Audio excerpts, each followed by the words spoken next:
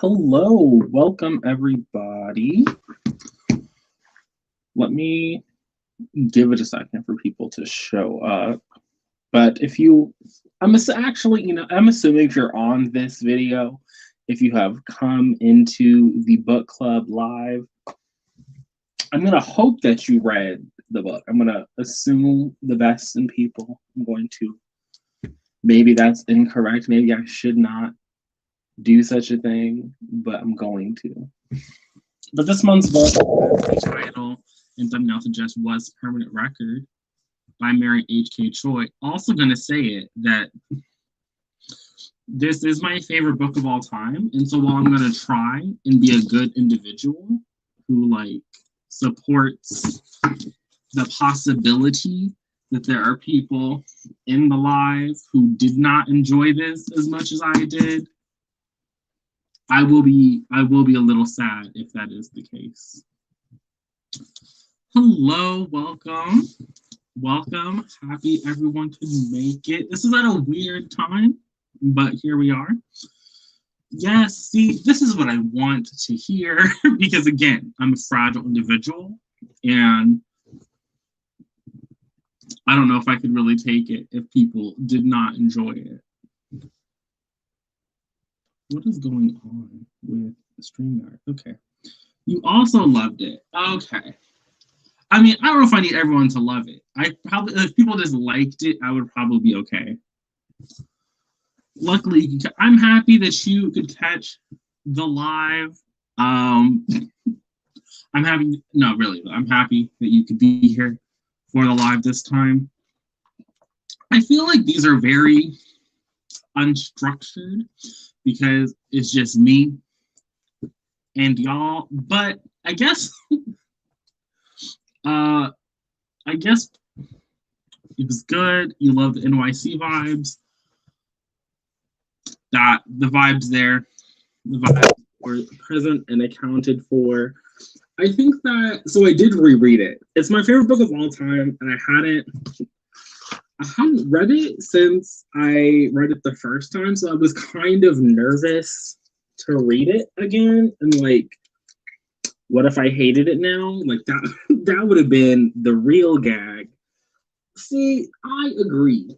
I think that Pablo feels like a very real human, and I enjoy Pablo as a real human. I think when I read Pablo, it kind of all the characters that I like, it kind of all made sense. And I really love it when a character just, you're running away from their problems and it's not going to work out for them to continue to run away, but if they don't confront the problem, then I get a story. And so I appreciate that in a narrative. You thought it was really good and you really enjoyed it. Again, I was also nervous that people were going to come and they weren't going to like it. Because when this book came out, I knew that people didn't fully vibe with it. I think a lot because of Pablo. I think that if you don't like the book, I would assume that you don't like Pablo because there's not a lot else, because the romance, I think you have to like Pablo to like the romance. I don't know if you could just like the romance. Maybe you can. There's other people here. Maybe you could. And I was flipping through my annotations. Hello, welcome. Before I started, because I read this one again a week ago, so we're already getting fuzzy. But I think one of my common thoughts when I was reading it the first time was, I don't know if I like Leanna as a character. There were moments with Leanna, but I don't know if I think I wanted more of a, you might be in the minority here, you didn't love it, and that feeling all around.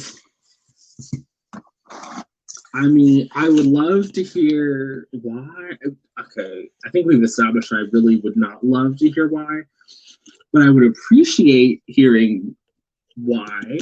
Because I'm assuming that people don't like it because they don't like Pablo. but I am also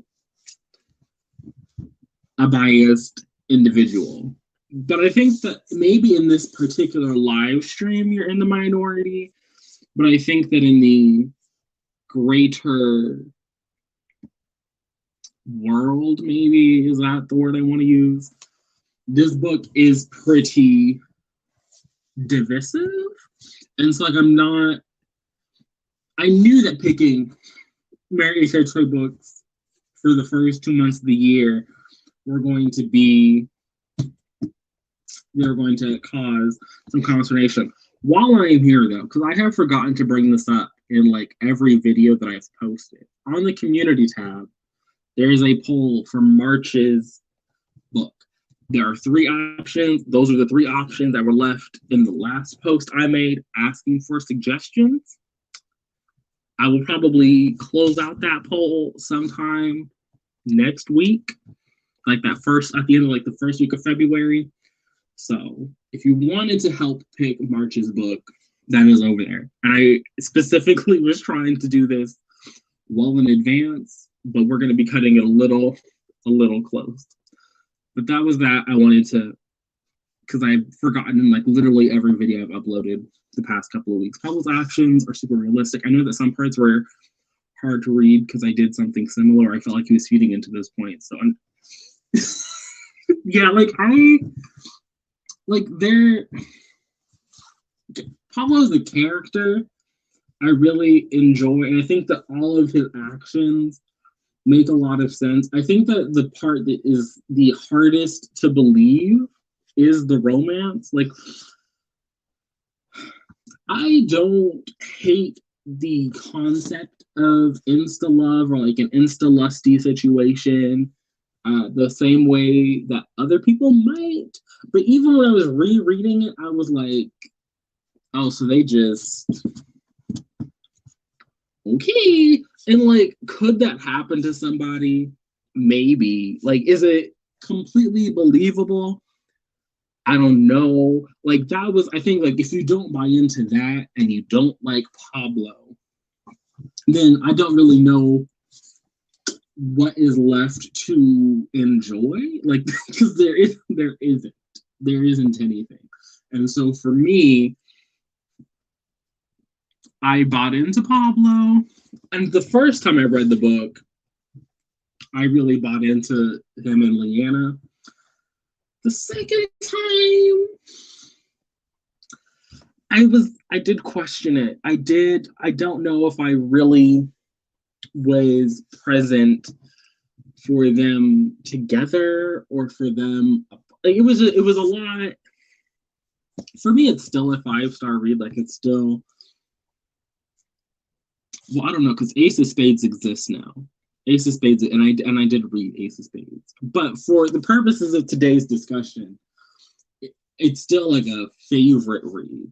But I think there was a little, like maybe a little bit that was chipped off. But I do think that Pablo not understanding like what he is doing in life and like fucking up and running himself into debt and is like, I'm not gonna deal with that. Aspects of that are, I could understand a person doing. Would that be me? I don't know. I don't know if I would if I could claim that.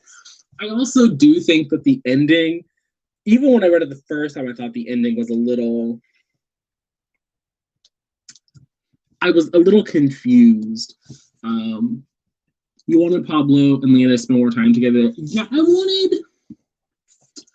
I think that when I read it the first time, I had just finished reading Emergency Contact. And Emergency Contact is a romance.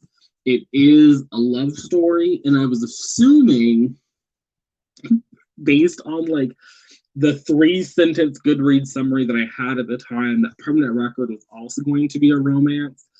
And so when I was reading it, I was expecting romance. And I don't, now when I tell people, I don't tell people that like Permanent Record is a romance, because it really isn't. Like, the romance in Permanent Record only exists to service character development and really only character development for Pablo. Like, you could argue that Leanna also grows as a person, but her inclusion in the narrative, as I wrote, is like my last tab in this book, is like her inclusion in the narrative only feels like, what did I say? As a plot device to force Pablo to confront the issues that he was having. Like, because he was, going to Korea with her, going to California, act like before he was ignoring phone calls, and now he's like actively running away from his responsibilities. Like, her doing that was really like kind of what forced him to just like see what he had been doing and like confront those things in like ways that he hadn't been. And so I do like, it's hard for me to like, okay, it's not a romance, but it's also like she kind of only exists to help. It's weird. And it did make me, like I said earlier, like, enjoyed a little bit less, just a tad bit. I also love the realness of the family. The first time I read the book, his mom, still one of my favorite characters. But you thought the relationship was fun, but it didn't feel, okay, that makes sense. The first time I read the book, I really love Pablo's mom.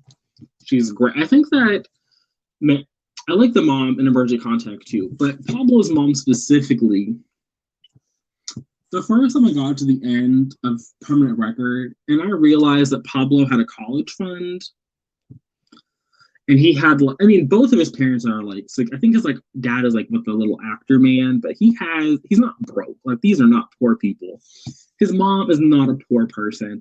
And it's like, you have all of these issues, but like he not only had the people in his life to help him with these issues, but I mean, I guess it took dating a pop star for him to like reconnect, because none of the issues that he had really needed 400. Like, if I'm being honest, like, none of what he was actually dealing with needed the 400 pages for him to address it. So, like, in that kind of a way, like, if we're looking at it through like a story arc moment, the arc isn't there. Like, the arc does not exist. And so, again, I feel like people don't like it. I see it. It's not me. I still love getting to see this moment, but I do wish that either it had been a romance, and so we had more of a build-up, and even if it wasn't a romance in like capital R romance genre where you have a happily ever after, because I did appreciate that, like, at the end of the day they were just too different. They just weren't gonna work out together. I appreciated that. But this was a common thing at the time, that, like, when the book first came out, I remember when I was still deep in my love of the book, and I was seeing this, like I was saying, I kind of get it, because it really, like, the story arc isn't there in a way that, like, he had access to all of the solutions to his problem. He just wasn't utilizing any of those tools. And so, but I also don't think, I call myself the contemporary reader, and I just don't actually think that a good contemporary novel can exist in 300 pages. I don't believe that, like, in my core. Like, and I'm sure if I went on my Goodreads, I could find a contemporary that I rated like 4 or 5 stars, and it was like 350 pages. But I do think that like 400 pages is the sweet spot, and that's what this one is. I think this one taps out like 422. This is the arc, and the arc was a little bit shorter, I think. So I think it's like 420 pages in the final. And I think that's kind of like the 400, like anything under 450 for me personally is the sweet spot for a good contemporary. And so, like, it was long in the terms of like Pablo was not going on this journey, but I don't think that it was long in the sense of like, I don't know what I would have cut out. I don't know what I think there were things that I would have liked to add, because I think that the building blocks for those interactions existed. Like, we could have just a couple of little lines of dialogue here or there. But I'm also biased because, like I've been saying, I think that 400 pages is a sweet spot for a contemporary. And I know that people are often like, oh, I want 300 pages, 200-page contemporary. And at that point, I'm like, what is the book? Like, what realistically happened in 200 pages? Like, nothing is happening in 200 pages. For me. For me. But I also just finished reading The Eye of the World, and Robert Jordan got 700 pages, and he didn't do anything. So I'm kind of also in this mindset where I don't know anything anymore, because that book broke me as a reader. Because if you can do 700 pages and do nothing, then, like, Mary H.K. Choi 30 years later, she can do 400. And I think that stuff was happening all the time. Like, it might have been stuff with his friends. I did like Pablo's friend group, his little roommate situation. The snack, maybe, but that was like his whole. But that's like, I don't know if you could cut the snack content and still have that ending with him where he's going to, like, be a food influencer. I thought that all of those moments were related to him, because he was at the beginning of the book, he had, like, dropped out of college. He didn't know what he was going to do, and then he goes on this journey with Leanna, and he's, like, forced to confront all the ways that he's failing the people in his life, like the Kims and his, like, parents and himself. He's forced to confront all of these things, and then at the end of it, he's like, I could take this. I mean, I don't know if we need to, like, you could play it in a conversation, like, do we need to, like, monetize all of our hobbies? And his Instagram is essentially his hobby. But all of those moments make the ending where he's like, I'm going to run this Instagram account that's, like, food centric, and, like, maybe make a YouTube channel. Like, that, it fed into the story. I don't know if it's like, I'm not eating any of those snacks, I'm not going to recreate it, but that part was, I thought, central to his character. So, like, again, I don't, like, there were things, like I said, like, I would add, like, if I wanted to make this a romance. I think that there are moments between Leanna being in the bodega the first night, and I think it's like an Instagram post, like, a couple days later, there were things in there that, like, maybe you could have, like, played up. And then even later on, when she's, like, getting to New York and she has to, like, reroute his, like, house or whatever, there were moments there where you could make it into, like, a romance that wasn't, I mean, I guess at the end of the day, like, a regular person dating a celebrity, there's always going to be some suspension of disbelief, especially when the regular person's, like, a bodega worker. But I don't know. There were things I think you could add, maybe. But I don't know. I think if you were adding, I think the book would be longer. And I don't know if I want it longer. I don't know if I want. Like I said, it's in the sweet spot for me.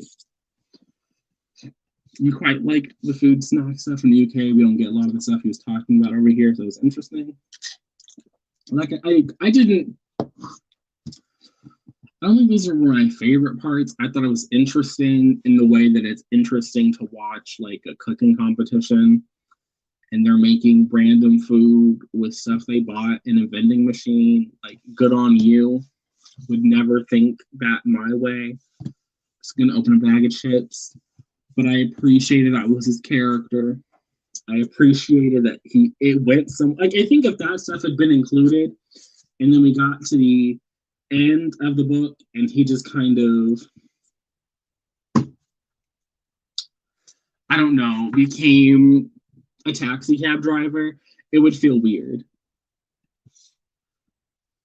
I think if he ended up with her, I would have been upset that he didn't figure his own shit out and learn from that. I mean, maybe. The food stuff did have an impact, but that much, I feel like we would have rather spent time developing. But I liked his friend group, the people he was living with. I do think, but I don't know if I like them that much. that I wanted a deeper connection with them in this particular story, because it just didn't. I don't know if for me it would have met. I don't know. I did pick up this. I think that this time around, I wasn't. The first time I read him, I liked the friend group. This time around, I think that his friends were just. I almost wish they hadn't been included. I think personally. I guess if I was going to cut anything out, it would be them. And it's not because I thought they were like horrible people, but they didn't add anything. Like they kind of were like calling Pablo on his bullshit, but they were also just like doing things that like it didn't make sense to me. Like when what was it? When Tyke got cast as the Muslim extremist on the weird cop show, and he was mad that Pablo wasn't happy for him, I was like, but why would he be? Like, why would Pablo be happy about that? And then they had like this whole little conversation about this other weird thing, and his other friend was like Obama was born in Kenya. It was just weird. Like, I don't know if if that was going to delete anything, it would actually be those friend groups. But I would have appreciated more time with the little brother because I do like him. I would have spent more time with his mom or even his dad. But the friend group, that little roommate situation, I actually, maybe that would have, the only time they were really relevant was when Leanna came over. And even after that, like again, like, yeah, I would have just gotten rid of them. Would have gotten rid of them. Didn't need them. Didn't. And maybe that's terrible for me to say because that means we get rid of like the only black character in the book. But I can't imagine. I don't need it. I don't need it. So maybe in the movie they'll be better. We have a limited edition flavor Ben and Jerry's with potato chips. Yeah, that does sound like Pablo. I feel like that's the thing here, and I feel like I don't need that in my life. Does not sound appetizing. But again, I appreciate watching Pablo do that. I like that we started a hobby. I love that for him. I love that. Personally, it's not a thing that I need. Just like I didn't need.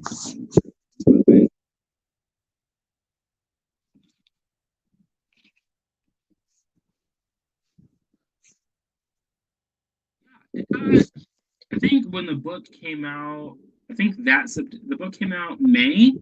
In September, rights were purchased by Warner Brothers, I want to say. And John Chu has been attached to direct since the announcement. And the other, I think it was like last week, the week before, Mary H.K. Choi tweeted out about her binder clip, and what the binder clip was holding was screenplay of Permanent Record. And she liked the tweet. It was nice. So I'm excited for the movie. Been excited for the movie. I will, of course, be watching said movie. But again, maybe in the movie his little friends will like actually have a role to play. Because here I definitely could have taken or left them. But that's just me. Again, the first time around, I really enjoyed them. Second time around, yeah, it just like it wasn't even that they were bad characters, but they were definitely. I think that they added to like the feel that we were in New York City. Like I think if Pablo had been living alone after amassing all of that debt and running up all those kinds of like it just I don't think I would have believed it. So like I liked the little sort of like found family. Can we not do that?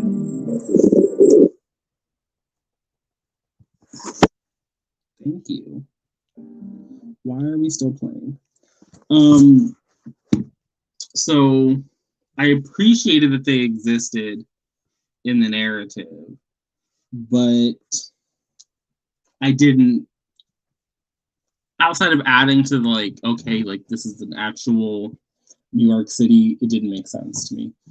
Yeah, you saw that, and yeah, I'm excited. Like I said, I've been excited since the movie got announced. I've been day one, number one, permanent record stand. I'm very excited for Yoke.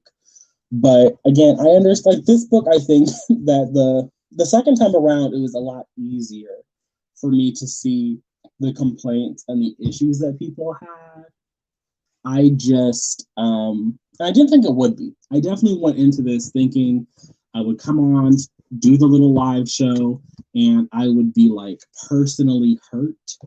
And I don't think I am, though. After I read it the second time, like, I can definitely see issues. I read this book in December, and it feels like a million years ago, but do you think the little friend group also made the character? Yeah, I mean, I do think that it, particularly in contemporary, although I guess there's like always a weird band of characters in fantasy, but we'll talk contemporary. Like, it would be very although Pablo was self-isolating. I think that was like this other issue that I had where it's like he's self-isolating. He's a very judgmental person. I do love that about Mary's characters, though. Mary does not care if her characters are not likable. Well, I thought he was likable, but she doesn't like care if they are just low-key when I say horrible people, because he's self-isolating, maybe that's a stretch, but Pablo definitely self-isolates, and so he's self-isolating in a situation where he has this friend group, but he doesn't ever treat them well, and then not only does he not treat them well, but they aren't important enough to the narrative, so like we only see Pablo treat them poorly. And so it becomes a situation where it's like, why are you guys even friends? And then the book ends, and Tyke is like, are we even friends? Like, do I matter to you? And I think that it's like one of those situations where it asks the reader to just fill in a lot of like the dynamic. So I don't think that was executed well, but I do think that their existence implied a complicated relationship that was interesting and made Pablo feel, again, like these are all, much like Leanna, they almost feel like plot devices for Pablo to feel well-rounded. But I don't know if they make the book as a whole feel well-rounded if I were to pick into it. I did enjoy that. I personally do not have like thousands, tens of thousands of dollars of student loan debt.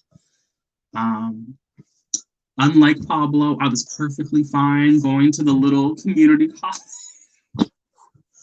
And so like for me, the financial stake was a lot lower on my college journey.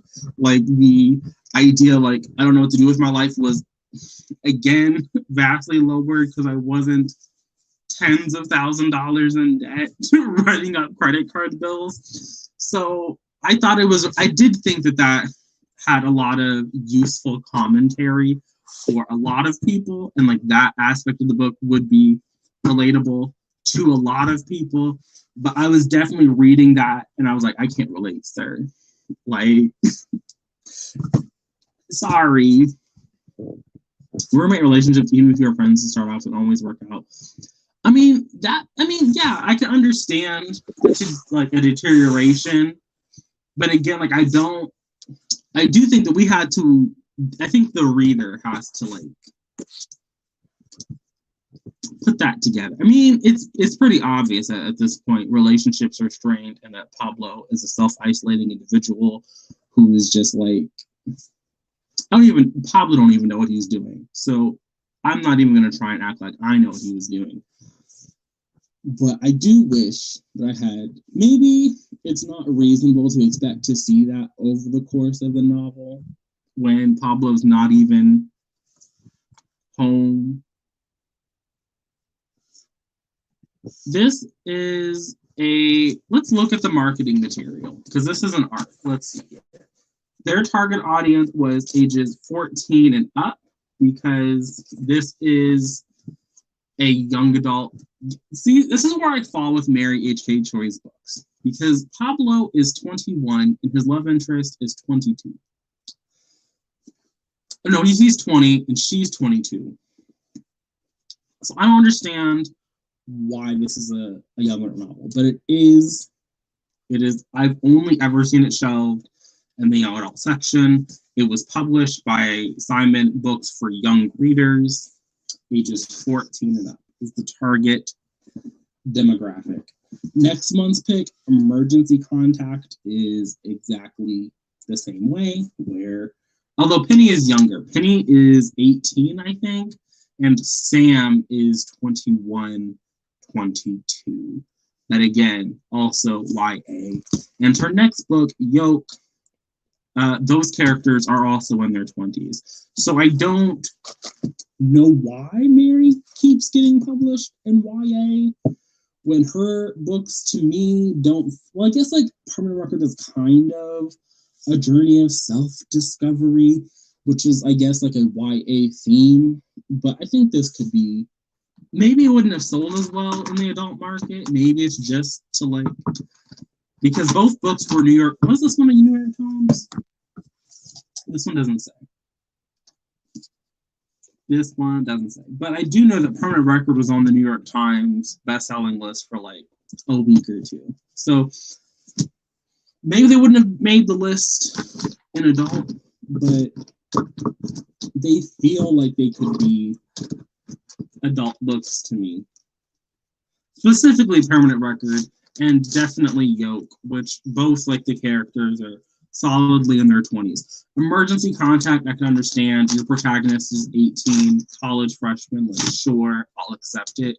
But once your characters are solidly in their 20s, it's kind of like the same thing with Christina Riccio. I don't understand why her books are in YA either.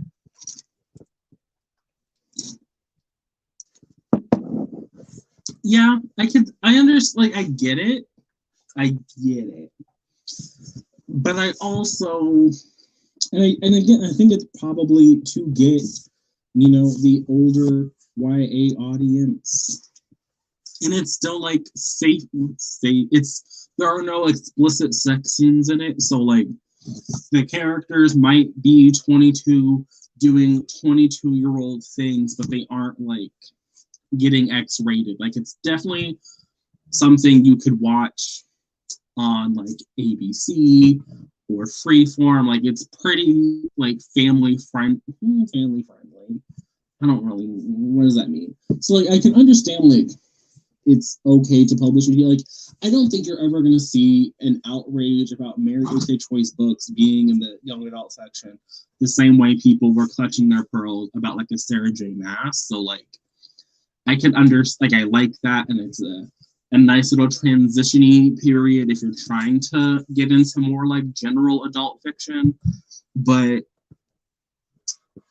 I'm always gonna feel a little. I don't know if I like it. But if Mary doesn't mind, then Mary doesn't mind. Personally, I'm not going to be too pressed about it because it does mean that her books are a little bit cheaper. And I appreciate that aspect, if nothing else, because books are expensive. So I can, when the books are a little bit cheaper, I'm not going to complain. But we have been here for like 34 minutes now. I don't want to hold people here for forever and a day. So I think we'll do another 5 minutes-ish, like 6-ish minutes, we'll end at 40 and a nice little whole number. Again, just to remind people, there is a poll over in my community tab. I guess I could pull up that poll so I could actually be relaying what the books are. I know one of them is Luster. Grown is also in the poll, and we were promised Spotlight. There's 106 votes, so you might have already voted. I don't know. Maybe you've already voted. I'm just looking at this for the first time, so I had no idea. Right now, Grown is winning, and then it's followed by Luster. Again, I don't know what any of these books are about. I do know that Grown a lot of people read that one last year, so maybe you've already read it.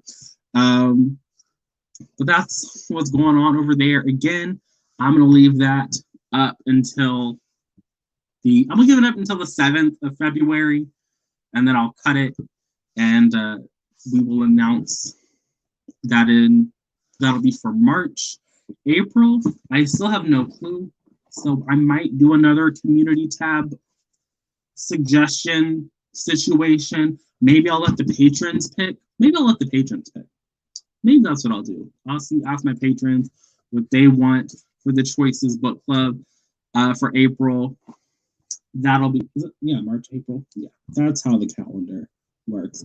Already voted. You love to see it. People are proactive. I haven't even looked at it. It's only been up for 5 days. So if I leave it up until the 7th, and that's like 2 weeks, might be like 13 days, however that works out. That's a pretty generous amount of time. So that's what that one. Again, next month is Emergency Contact, because this one is a romance. I'm not going to tell you that these characters... Oh, there are trigger warnings for sexual assault, I believe, is discussed in this one, as well as... Let me look at my Goodreads review, because this... I did want to... I think it's just sexual assault that gets discussed in Emergency Contact. But let me pull up my review, because I think I noted others.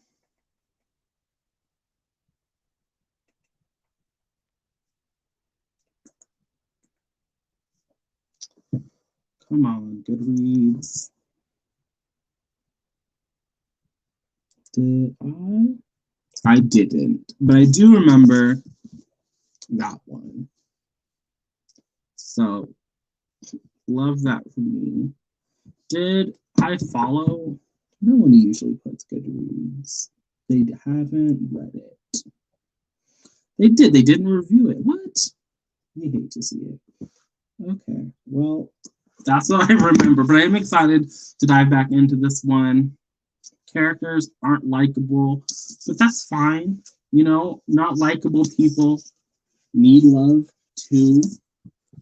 I personally enjoy Permanent Record more, but I do think that Emergency Contact is a little bit less divisive. I think that it's a little more like in favor of people enjoying it. The friend group in this one, from what I remember, from what I vaguely recall, the side characters are much more fleshed out than they are in Permanent Record. Is like really about Pablo, and other people in his radius like kind of get a mention, but both Sam and Penny have storylines obviously with each other. It's also dual perspectives. I thought Permanent Record was going to be when I went into it for the first time. It is not, but Emergency Contact is dual POV. So I did personally appreciate that, which also means that Sam has a little storyline going that doesn't really involve Penny, and Penny has one that doesn't really involve Sam. And I'm looking forward to rereading it, which will be like the 2-year anniversary, because I read it for the first time also in February. So that'll be exciting. We have 1 more minute, so love that for us. If there's any last minute questions, comments, concerns before we wrap it up. I had a great time being here with the people. As always, it's usually a good time here in the stream. I'm happy that I didn't cry. I was definitely prepared to walk into like 20 people that didn't like this one. And I think that maybe I should... No, I'm not going to. Maybe on my spreadsheet, I'll change what I gave Permanent Record. Maybe. So maybe it did. It did go down a little.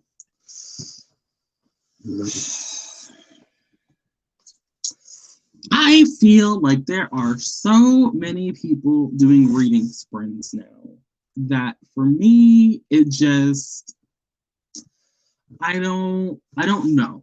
I started off the year thinking that like I was going to retire them permanently from my channel, because there are just so many people doing reading sprints that like I I don't know. And then I was like, I could do them for the patrons because I feel like they don't get enough content. So I'm like, maybe I could do them for the patrons. Maybe in February, I'll bring back the weekly reading sprints. Um, I don't know. My days are open now, so if I did them, they might be during. I don't know if I'm gonna do them on the weekend. They might come back during the week. Do like a Monday reading sprint situation because I don't work in the morning anymore. So like maybe that'll be a thing. Maybe. I also thought I was gonna bring back Friday reads this year, and so far that has not been a thing, and I don't think it's going to be a thing. So maybe like Monday reading sprints will feel like it'll come back. I don't know. I enjoyed doing them, but when like 12 people that I'm subscribed to, it's like I'm assuming other people are subscribed to other people who are also doing reading sprints. I was like, when are my, like, because I don't read every day, and I definitely don't read for hours every day. Which is no shade. I'm happy some people have like 5 hours where they can just sit down and be on stream. That's like a once a month activity for me. Love that for everyone else, but I would never finish a book that I would just stop reading. But maybe Mondays, maybe bi-weekly. Weekly is a lot to commit to. So maybe bi-weekly. Maybe bi-weekly. And when I don't want to wait until March, but maybe when we do the Expanse along, I might try and do some reading sprints for the Expanse along book. And if I did them bi-weekly, I could do one sprint for Expanse along, one sprint for choices. That might be just how we do it from now on. I don't know. Much to think about. But we are gone 2 minutes over. It's no longer a nice whole number. So my apologies there. Short answer is the reading sprints might come back. If people really miss the reading sprints, I'm not opposed to doing them. I don't hate doing reading sprints. I just thought that there were plenty of other options for people who needed that. But if y'all really want them to come back, just let me know. Feel free to tweet at me. But I'm going to go now. Thanks for spending your Saturday with me. Again, emergency contact next month. The poll is in the community tab. And I'll see you guys again soon with a regular video. Probably my wrap up. Hopefully on Monday. Might be on Tuesday. You missed the reading sprints. Okay. Well, I will take that under advisement. But I'm going to go. So, like I said, feel free to let me know any of those places. And I will see everyone soon with that wrap up. Like I just said, I'm going to go.